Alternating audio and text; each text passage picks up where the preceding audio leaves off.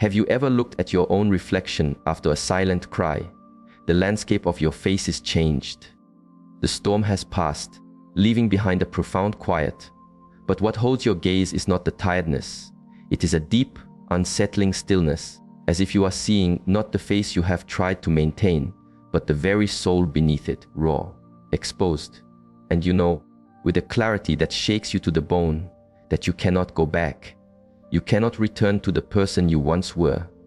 In my lineage, we do not see this as breaking. We see it as a shedding. An ancient wisdom tells us that the soul does not long for perfection. It longs for wholeness, the way a river longs for the ocean. But for the river to meet the sea, it must travel through rock, through shadow, through the narrow, difficult places. This journey, this breaking of the old banks, is unavoidable. This is the moment the shells fall away, the gentle nods, the smiles that do not reach the eyes, the times you whispered, "Oh, 'tis fine," while your spirit cracked within. Suddenly, the weight of these things is too heavy to carry. The energy required to perform is gone. In its place is an immense quiet. And in that quiet, a new path begins. Not a path to become a better woman for others, but a path to return to the woman you are at your very source. This is the practice of becoming whole. It is a journey inward, quiet, without an audience. But it is deep, resolute, and it will change everything. 1. The path inward, beyond the shell and the shadow. Some walk this life seeking an echo of themselves in the hearts of others, yet never truly inhabit their own heart. They are praised for the roles they play, for their softness, their giving. But in the silent chamber of their being, there is an ache no one else can hear. An ancient master once said, "The most difficult mountain to climb is the one inside your own heart." This is not a philosophy. It is a truth felt in the bones. For generations, we have worn identities like garments. The devoted daughter, the sensuous partner, the perfect mother who gives until she is empty. These are not false things. They are energies, ancient currents. In our tradition, they are seen as streams flowing through the collective soul. But when we stand only in one stream, we forget we are the entire riverbed. We become lost. A woman who is only the mother may forget the wild artist within her. A woman who is only the good child may forget how to say no, and her voice becomes a whisper lost in her own throat. A clear sign of this is the silent war between the face you show the world and the truth you feel within. So many women, admired and loved, feel an immense emptiness in their quiet moments. They are living not from their source, but from the shell they have built. The shell helps us move through the world, but if we mistake the shell for the seed, we forget what we are here to grow. And then, one day, the hidden river rises. This river is what some call the shadow. It is where we send all the parts of ourselves we are told are unacceptable. The anger, the desire, the wildness, the power. For women, this hidden river is often fed by feelings that are labeled too much, too strong, too sensitive, too free. So, to be loved, we build a dam. We hide this current until the pressure becomes too great and it erupts. It may look like a sudden sorrow, a tension in a perfect life, or a collapse after a great success. An ancient wisdom teaches that until you make the hidden river a conscious part of your landscape, it will carve its own path through your life, and you will call it fate. When the river is unacknowledged, it guides you from the darkness. The real journey begins when a woman no longer fears this river. She learns to listen to its current. This is when she allows herself to feel anger without it needing to be justified, to know her desires without shame, to say no, to withdraw from the roles that she once believed were her destiny. A woman in this state of awakening will feel a great shifting. She is no longer who she was, but she does not yet know who she is becoming. Her inner world is like a garden after a flood. It is chaos, but it is also where new life begins to stir. The truth is, the darkness is not the enemy. It is fertile soil. As a master once said, one does not become illuminated by imagining beings of light, but by carrying a lamp into the dark. It is by walking into the very ground we fear, the places where we feel we are not enough, that we find our wholeness. And the miracle is this: When a woman dares to embrace her own hidden river, she unleashes a true life force. She becomes deeper, more present, more powerful. She radiates a truth that cannot be learned. It must be lived. I remember a woman who shared with me that she had been a perfect wife, always gentle, always proper. But after a sudden parting, she fell into a great darkness. Through that process, she met a difficult truth. She had never lived for herself. She learned to sit in the forest alone. She tried to paint. She learned to cry and to let her voice rise into a scream. Finally, she said, "I do not recognize this woman I am becoming, but she feels more alive than ever before."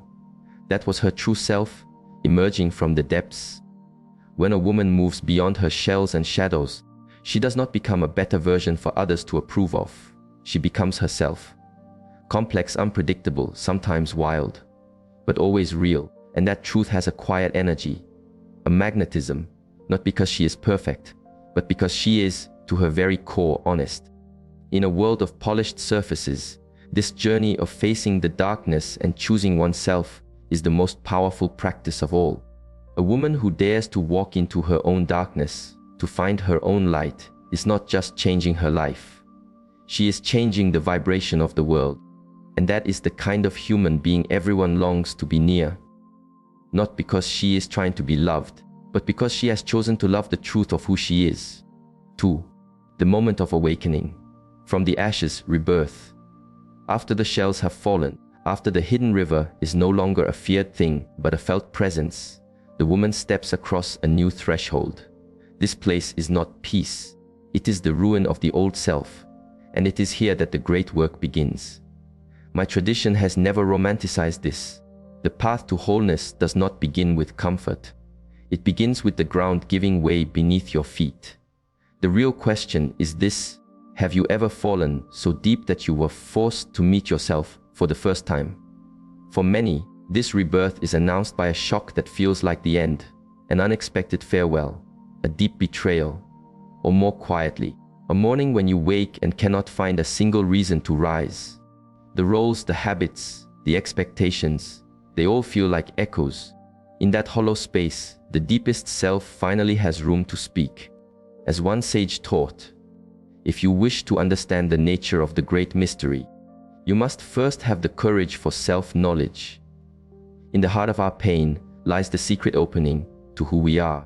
Perhaps you have been in that silent room, where no one calls, where the quiet is so vast, you begin to hear your own heart beating. You may think you are alone, but you are in a sacred meeting with the one you have forgotten yourself. In our lineage, this is the beginning of what we call inner alchemy. Not the flight from pain, but the transformation of pain. Just as a furnace turns raw or into a gleaming sword, the fire of your life turns collapse into strength, and your wounds into gateways for the soul. A woman once shared her story. She had a good life, a partner, children, work, a family who was proud. But one morning, after everyone had left, she sat at the table and began to weep. Not for any one reason, but from an emptiness so vast it terrified her. She fell into a deep shadow. But instead of simply seeking to return to normal, she began to write. She wrote down the hidden feelings, the forgotten dreams, the times she had said yes when her soul screamed no. She found an ancient text that said, "There is no coming to consciousness without pain." She wept again, because for the first time, her pain was given permission to simply be. If you feel a tightening in your heart hearing this, if you are moving through a fire and asking, "Why me?" then perhaps this is not your collapse. Perhaps this is your beginning. The soul does not sleep forever. At some point it will stir. It will demand to live a true life. And often, it chooses to awaken us with the sharp touch of pain. It is a curious thing that a master never encourages us to simply move on, to think positive. True transformation happens when we have the courage to stay with the chaos, with the wreckage. The most difficult thing is to accept yourself completely in your moment of greatest weakness. This is not defeat. This is the doorway to your power. An awakened woman is not one who is never weak. She is one who knows what it means to fall. She has curled up in the dark. She has called for help and heard only silence. She has loved so deeply she lost her own ground. But in those nights, unseen by the world, she is reborn from that wreckage. Not with anger, but with a quiet vow. From this day forward, I will not abandon myself again. Remember a time you thought you had hit the very bottom, yet somehow you rose. That was not an accident. That was the sacred alchemy. A transformation that begins not with illusion, but with the raw acceptance of what is. In the dark, in the quiet, in the confusion, your soul is learning to say, I am my own. It is ironic that many believe an attractive person is one who never breaks. But the ones who have shattered, who have dared to sit with their own pain, they carry a healing energy. They do not need to speak of it. It is in their presence. As one teacher said, the privilege of a lifetime is to become who you truly are. The greatest gift is not to be loved by others. It is to finally come home to yourself. If you are in that gray space now, where the old has fallen and the new has not yet formed, do not rush. Stay, breathe, feel, write. Be the master alchemist at the fire of your own heart. A new woman is being forged there. Not from ideas, but from ashes. You are so close, you may not see it. But something in you is shifting. This is not the end. This is the birth of the miracle. 3. The rise of the integrated self. The way of wholeness. After the storm, in the quiet after the fire, something shifts. This woman no longer looks outside for a rescue. She no longer sends long messages, trying to hold together that which has already crumbled. She begins to do something that once felt impossible. She stays with herself. It is not a loud decision. It is a quiet turning inward, as if the soul has stopped begging and has begun to speak in its own clear voice. Have you ever felt that? A morning where the opinions of others feel like distant noise, and all that matters is the simple truth in your own heart. That is the moment a woman begins to rise from within, whole.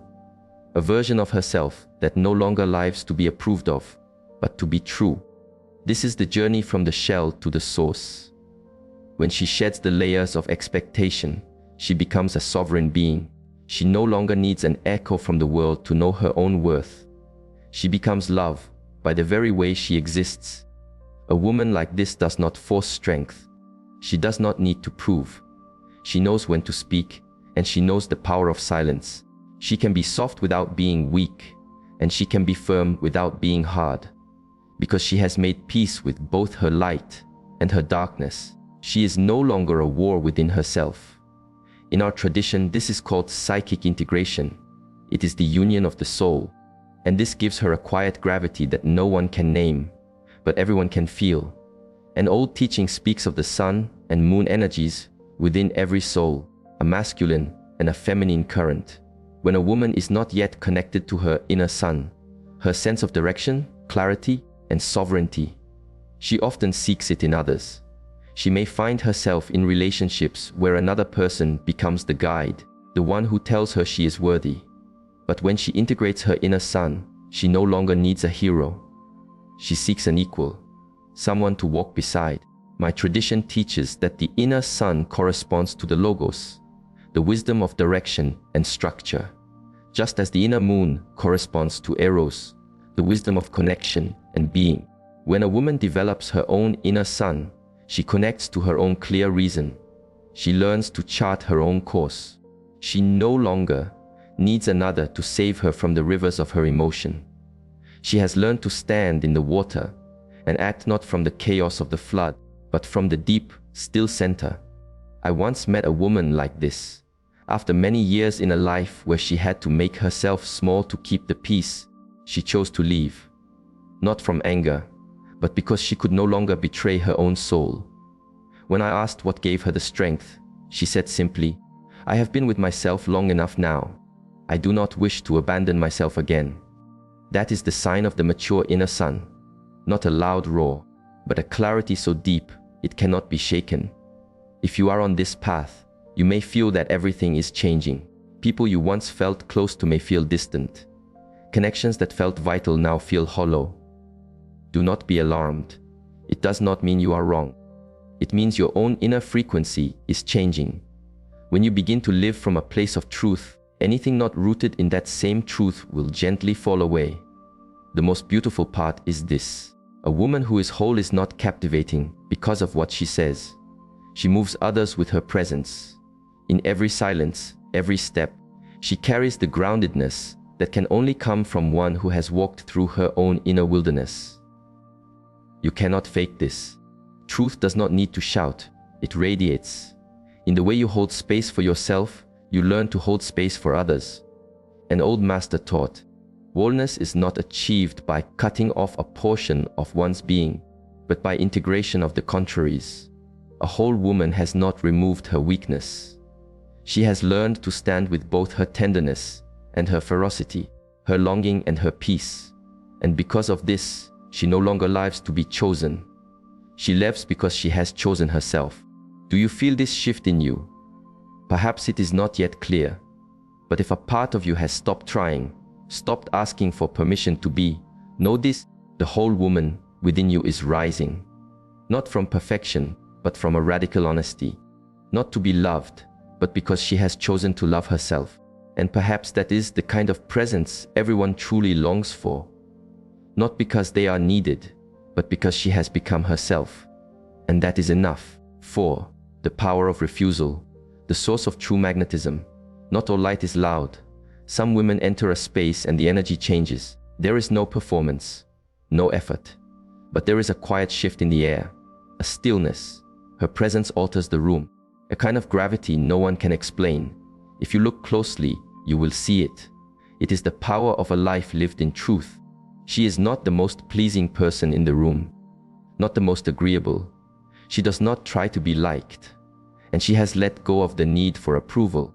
This is precisely what sets her apart. My lineage does not teach us to abandon the desire for connection. It simply reminds us that when we place being liked above being true, we lose the path. A whole woman does not need your approval to feel her own worth, because she has asked herself the most important question: what is the true story my soul is trying to live? She is no longer living by another's map. She is drawing her own. Have you ever met a woman who no longer apologizes for her own weather? She does not hide her tears or mask her joy. She does not flinch when her voice shakes with feeling. And she is not afraid to let her gaze go quiet and firm when a boundary is needed. This is a sign of integration. She is not acting strong.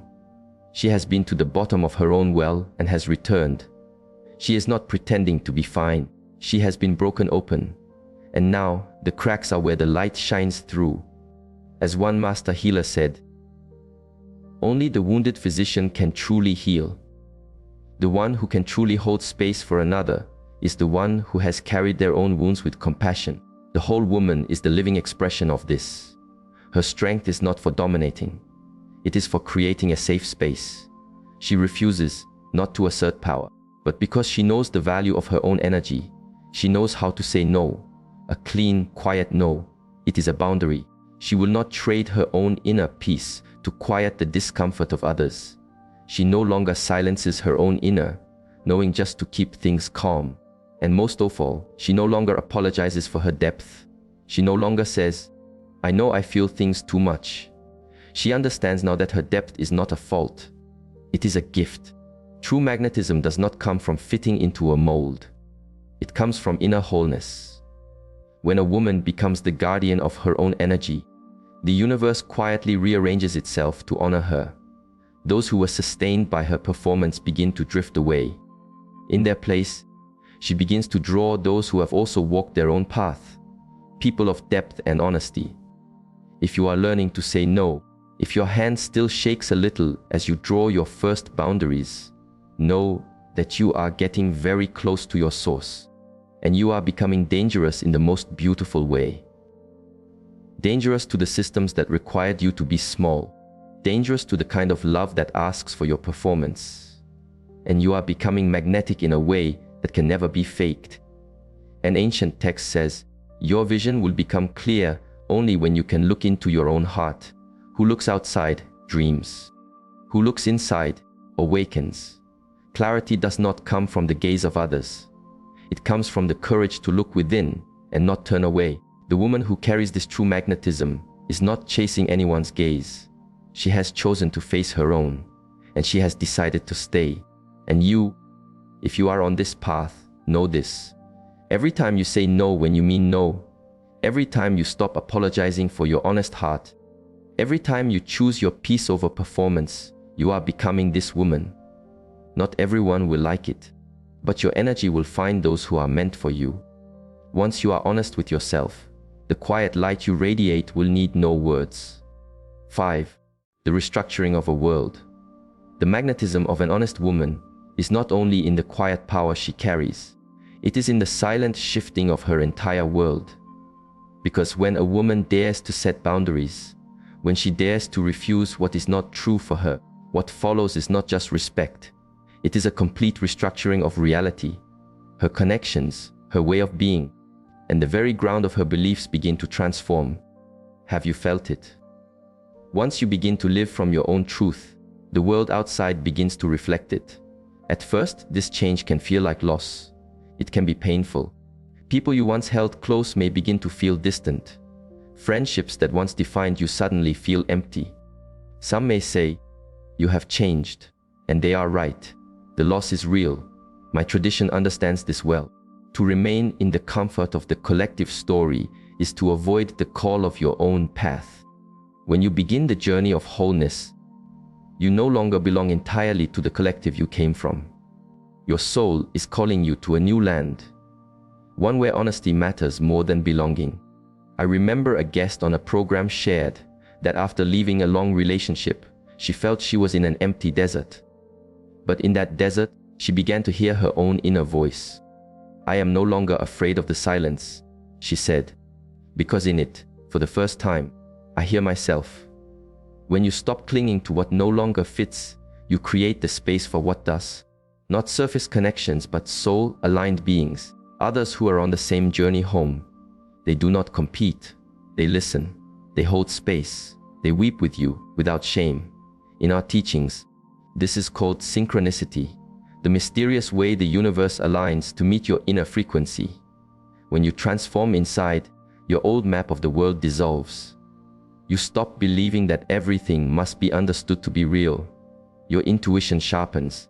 Your dreams become more than just noise. They become messengers. A great master taught that dreams are the hidden door into the most intimate sanctuary of the soul. A woman on this path begins to understand that wisdom is not knowing everything. It is learning to listen to her body, to her dreams, to the strange feelings that rise in certain spaces. And from there, she begins to navigate by an internal compass, not an external map. As she goes deeper, she recognizes the ancient currents moving within her. The lover, the mother, the wise one, the free spirit. These are no longer roles to play, but living energies that help her understand her own landscape. Do you find you no longer want to explain yourself? Do you feel a growing trust in a quiet inner knowing you once dismissed? If so, you are very close to the heart of the great change. Do not fear if the old world does not understand.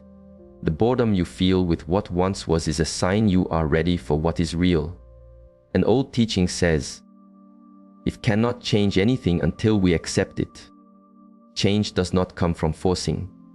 It comes from the courage to accept that you have already changed. From there, everything begins to rearrange itself around the truth of who you have become. A woman restructuring her life does not need a grand plan. She begins by saying yes to her own quiet truth, by arranging her space to bring her peace, by walking alone in the morning light, by accepting that she is no longer who she used to be, and by letting go of the hope that everyone will understand. This kind of restructuring is not an earthquake. It is a quiet flowing, like a river finding its true course to the sea, and that is how she steps into her real life, no longer living someone else's dream. Every step, even the lonely ones, is a step home. 6. Integrating the inner streams. The lover, the mother, the sage, the maiden. When a woman begins to walk to her own rhythm, no longer listening for the world's applause, she enters a deeper part of the path. It is no longer about leaving the old behind. It is about weaving the many parts of herself into a living, breathing whole. It is a conscious choice to live as a full symphony, where every instrument is honored. My tradition calls this the integration of the inner streams. A mistake many have been taught is to believe we must be one thing.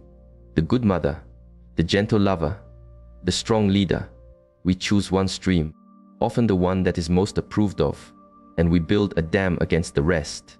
But each of these is not a box. It is a current of energy meant to flow together.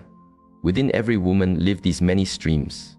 The lover sensual, passionate, connected to beauty and joy. The mother nurturing, patient, a deep well of compassion. The sage or wise woman intuitive, still connected to timeless knowing.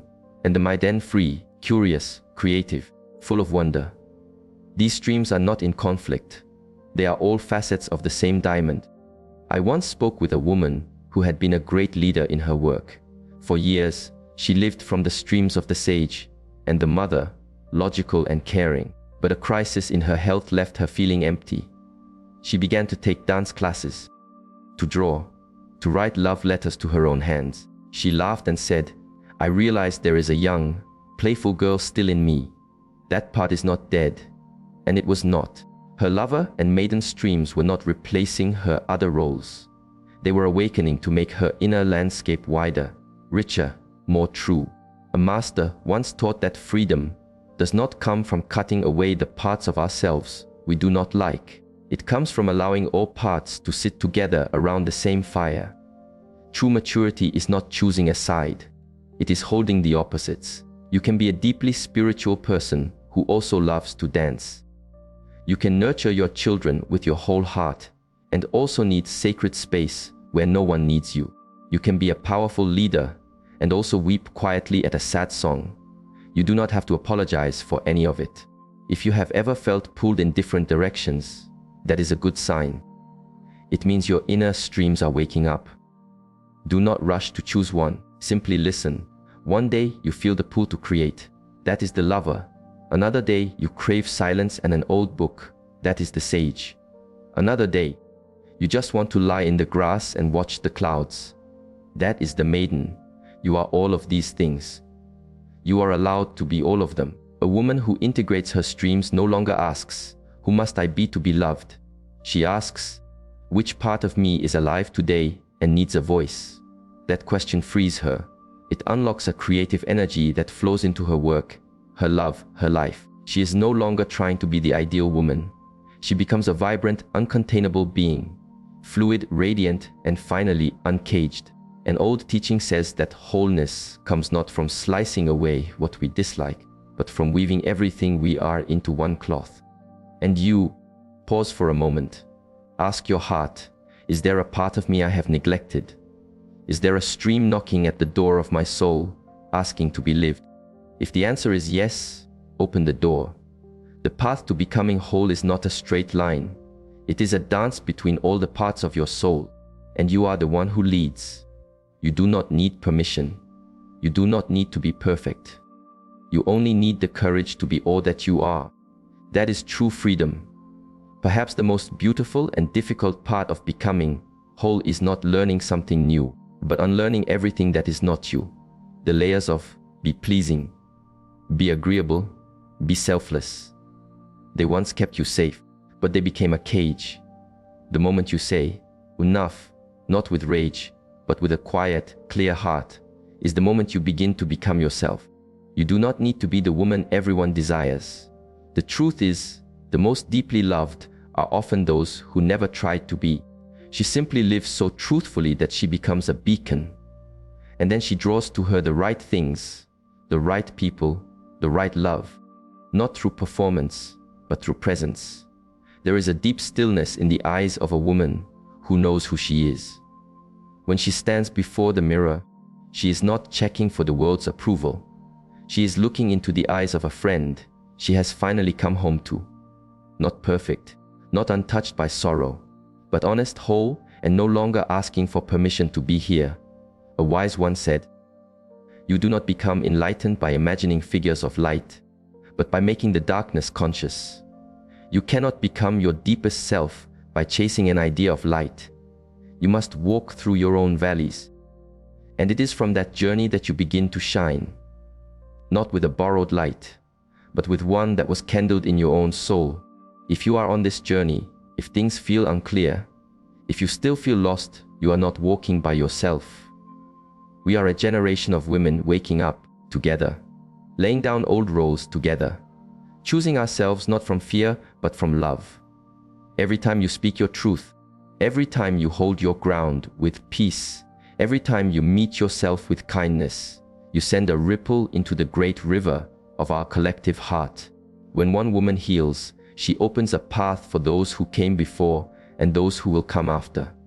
Even if the road feels quiet, you are not alone. Behind you is a river of women returning to their source. Ahead of you is the whole self you are becoming. And in this moment, all you must do is choose yourself and watch as the world begins to change around you. You were never meant to be small. You are here to live truthfully. You are here to live fully. Start now. Start with you.